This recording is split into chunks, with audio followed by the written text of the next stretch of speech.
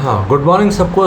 आज हम लोग का टॉपिक है टेम्परेचर डिपेंडेंस ऑफ रेजिस्टेंस। मतलब कि जो हमारा किसी भी कंडक्टर का रेजिस्टेंस है वो कैसे वेरी करता है टेम्परेचर के साथ। ठीक है, तो सबसे पहली चीज़, अगर हम टेम्परेचर को बढ़ाते हैं, if we increase the temperature, हम ये देख पाते हैं कि कंडक्टिविटी इंक्रीज़ होती है। ये फिनोमेना क्यों होता है? क्योंकि जैसे जैसे हम टेम्परेचर बढ़ाते हैं किसी कंडक्टर का, तो क्या होगा कि नंबर ऑफ जो कंडक्शन इलेक्ट्रॉन होंगे, नंबर ऑफ कंडक्शन इलेक्ट्रॉन्स में क्या आएगा? इंक्रीज आएगा। क्यों आएगा? Because more electrons gain energy to become free. जितने ज़्यादा टेम्परेचर रहेगा उतना ज़्यादा एनर्जी मिल रही है किसको? मेटल के पार्टिकल्स को, इलेक्ट्रॉन्स को लूज़ करने के लिए। तो सबसे पहला पॉइंट क्या था? Number of free electron increase होगा, जिसके कारण क्या हो रहा है? कंडक्टिविटी में इंक्रीज आ रहा है। सेकंड जो पॉइंट है वो रहेगा, क्योंकि जो नंबर ऑफ इलेक्ट्रॉन्स है वो बढ़ गया, मतलब हमारे पास जो ट्रैफिक था, ट्रैफिक इंक्रीज हो चुका है। और हम जानते हैं कि इलेक्ट्रॉन्स कैसा मोशन करते हैं? ब्राउनियन मोशन करते हैं, रैंडम मोशन। तो एक दूसरे से लगातार कोलाइड करते रहते हैं। अब ये आप इमेजिन करिए कि आप एक नॉर्मल सड़क में पहले चल रहे थे जहाँ पे ज़्यादा ट्रैफिक नहीं था, बट टेम्परेचर इंक्रीज होने के कारण यहाँ ट्रैफिक इंक्रीज हो गया। तो आप जितने लोगों से टकरा रहे थे वो कोलिजन्स की संख्या क्या हो जाएगी? बढ़ जाएगी। The number of collisions will increase, the collision between electrons becomes more frequent, ज़्यादा फ्रीक्वेंट कोलिजन्स होने लग जाएंगे। और इन दोनों कोलिजन्स के बीच का जो समय होगा वो क्या हो जाएगा? कम हो जाएगा। दैट मीन्स इनके बीच का रिलैक्सेशन टाइम कम हो जाएगा। अगर रिलैक्सेशन टाइम कम हो जा रहा है तो हम ये देख पाएंगे कि इलेक्ट्रॉन्स को आगे मूव करने की जो ड्रिफ्ट वेलोसिटी है वो गेन करने का कम समय मिलेगा, जिसके कारण मटेरियल की रेजिस्टिविटी इंक्रीज होगी। एट द एंड क्या होगा? मटेरियल का रेजिस्टेंस इंक्रीज होगा। एक बार फिर से देखते हैं, अगर हम टेम्परेचर इंक्रीज करते हैं, दो फिनोमेना हो रहे हैं। Number of free electron increases, second collision between electrons become more frequent. Number of free electron के बढ़ने के कारण क्या बढ़ रहा है? Conductivity. But number of collisions के इंक्रीज होने के कारण क्या बढ़ रहा है? रेजिस्टिविटी। मतलब देखो, एक साइड कंडक्टिविटी बढ़ती है नंबर 1 में, और दूसरी साइड कौन सी चीज बढ़ती है? रेजिस्टिविटी। एक बार रेजिस्टिविटी बढ़ती है। अगर हमारा पहला फिनोमेना ज़्यादा इंपॉर्टेंट हुआ, कंडक्टिविटी ग्रेटर देन रेजिस्टिविटी यहाँ पे, तो मटेरियल का रेजिस्टेंस क्या होगा? डिक्रीज होगा। लेकिन अगर सेकंड फिनोमेना मतलब कोलिजन्स की संख्या ज़्यादा बढ़ती है तो रेजिस्टेंस क्या होगा? इंक्रीज होगा।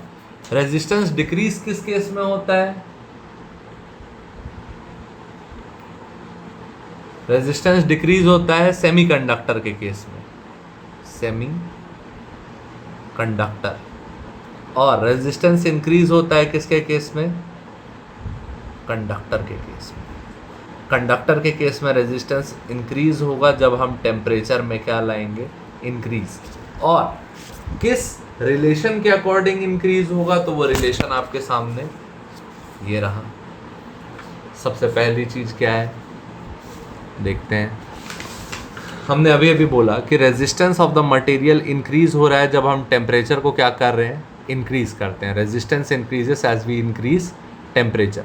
ठीक है, अगर रेजिस्टेंस बढ़ रहा है टेम्परेचर के बढ़ाने पे, तो जो बढ़ी हुई वैल्यू रहेगी वो किसकी इक्विवेलेंट रहेगी? ये आपको याद रखना है। R equal to R not 1 plus alpha T minus T not. ये हमारा फॉर्मूला है जो कि बड़ा सिंपल है, देख के बस थोड़ा डरावना लग रहा है। देखते हैं आर क्या होगा? Resistance at T temperature. मतलब आपने जो भी रेजिस्टर या कंडक्टर था उसका टेम्परेचर इंक्रीज किया, जिसके कारण उसके रेजिस्टेंस में कुछ इंक्रीज आया।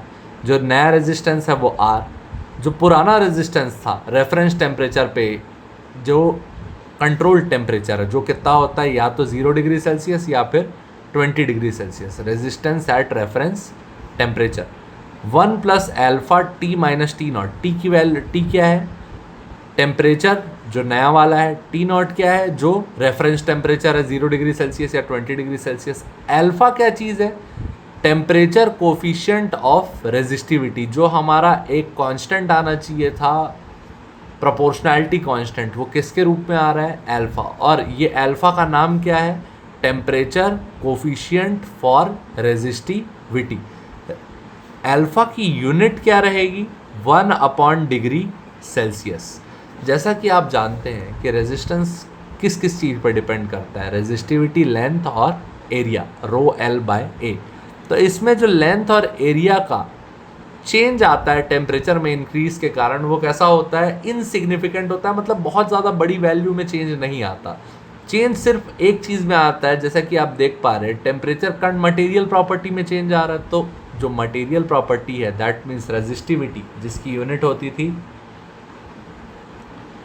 ओम इनटू मीटर, ये चीज़ कैसे वेरी करती है, similarly as resistance, R equal to R not 1 plus alpha T minus T not. तो rho equal to rho not 1 plus alpha T minus T not. Rho क्या है, रेजिस्टिविटी नए temperature पे, रो not क्या है, रेजिस्टिविटी पुराने टेम्परेचर पे, 1 plus alpha नया टेम्परेचर माइनस पुराना टेम्परेचर। यहाँ पे आपका ब्रैकेट क्या होगा, क्लोज। जो जनरली रेफरेंस टेम्परेचर रहता है वो कितना होता है, या तो 0 डिग्री सेल्सियस या फिर 20 डिग्री सेल्सियस। इस अल्फ़ा की वैल्यू आपको क्वेश्चन में जनरली दी रहेगी, इसकी यूनिट क्या होती है, 1 अपॉन डिग्री सेल्सियस। ठीक है, एक बार और रिवाइज कर लेते हैं, फिर हम क्वेश्चंस की तरफ आगे बढ़ेंगे। R equal to R not 1 plus alpha T minus T not. Resistance ये कौन सा है, टेम्परेचर T पे।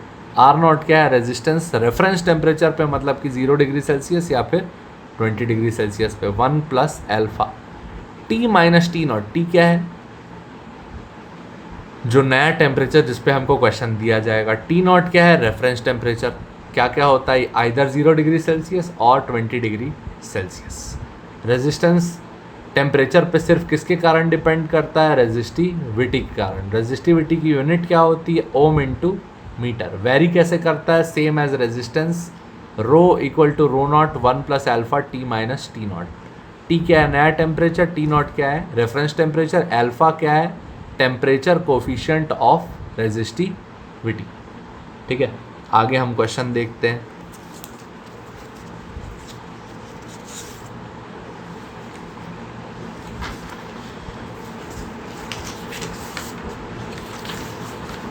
तो हमारा क्वेश्चन कुछ इस प्रकार है,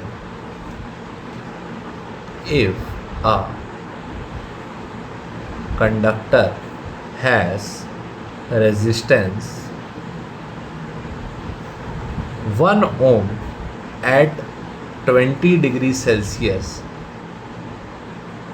and 1.2 ohm at T degree Celsius, ये टेम्परेचर हमको अननोन है।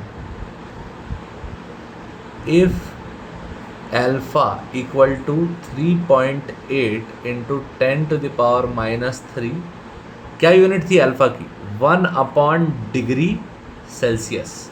ये आपको वैल्यू दी हुई है, तो आपको पता क्या लगाना है, ये नया टेम्परेचर टी नॉट। फिर से क्वेश्चन समझते हैं। If a conductor has resistance 1 ohm, resistance है कितने टेम्परेचर पे, 20 डिग्री सेल्सियस पे। तो आपको ये पता लगाना है कि 1.2 ओम रेजिस्टेंस कितना टेम्परेचर हमको इंक्रीज करना पड़ेगा। अभी अभी देखा था कि टेम्परेचर बढ़ाने पर रेजिस्टेंस क्या होगा, बढ़ेगा। अल्फा की वैल्यू दी हुई है, अल्फा क्या होता था, टेम्परेचर कोफिशिएंट ऑफ रेजिस्टिविटी। ये रिलेशन क्या था, R equal to R not 1 plus alpha T minus T not. R की वैल्यू हमको नई वाली कितनी दी हुई है, लिख लेते हैं। आर की वैल्यू नई वाली दी हुई है 1.2। इस टेम्परेचर पे हमने को टेम्परेचर नहीं पता। आर नॉट की वैल्यू दे रखी है 1 ओम, टेम्परेचर हमें दे रखा है 20 डिग्री सेल्सियस। डाल देते हैं value 1.2 equal to 1 plus alpha T. Alpha की वैल्यू क्या थी हमारे पास, 3.8 into 10 power minus 3, 1 upon degree Celsius, ये टेम्परेचर। तो इसकी वैल्यू पुट कर देते हैं, 3.8 into 10 power minus 3 minus T not. अगले स्टेप में ये 1 पूरा ब्रैकेट मल्टीप्लाई होकर ओपन हो जाएगा, 1.2 equal to 1 plus 3.8 into T minus T not. ये हमारा अगला इक्वेशन बना। ये 1 इधर जाएगा, 1.2 -1 equal to 3.8 into 10⁻³ 10⁻³ t minus T not. तो t minus T not equal to कितना आया 0.2 अपॉन 3.8 इंटू 10⁻³ इस चीज़ को अगर आप डिवाइड करेंगे तो आपको वैल्यू मिलेगी 52.6। तो आखिरी आंसर आया हमारा t minus T not equal to 52.6। पुराना टेम्परेचर रेफरेंस कितना था 20 degree Celsius, 20 degree Celsius reference temperature था, वैल्यू डाल दिए। t minus 20 equal to 52.6, last step में t equal to 72.6 degree Celsius, ये हमारा आ गया नया टेम्परेचर। ठीक है, तो ये एक वैरायटी का क्वेश्चन हो गया। इस पे अगले वैरायटी क्वेश्चन अगले शॉर्ट वीडियो में मिलेगा आपको। ठीक है, ये क्वेश्चन आप एक काम कीजिए, प्रॉपरली लिख लीजिए, उसके बाद क्वेश्चन को फिर से लगाइए। जैसे ही ये पार्ट लिख जाएगा आप इसे पॉज कीजिए और खुद एक बार सॉल्व कीजिए। ठीक है, अगले क्वेश्चन के साथ अगले वीडियो में। Thank you.